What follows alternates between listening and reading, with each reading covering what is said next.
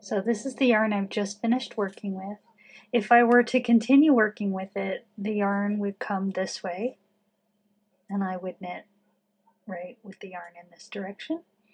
So I'm going to move the yarn in the same direction it would go if I was to keep knitting with it, and then I'm going to join the new yarn.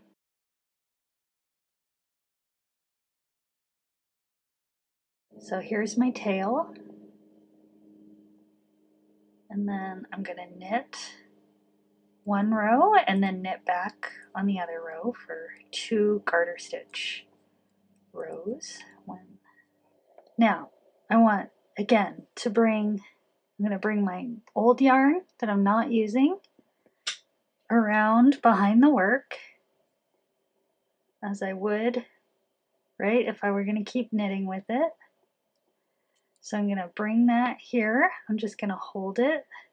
And now this is my new yarn that I'm going to work with. I'm going to bring that over the top of the old yarn. So the new yarn comes over top of the old yarn, and then I'm going to knit. So you're twisting the yarns around each other as you carry them up.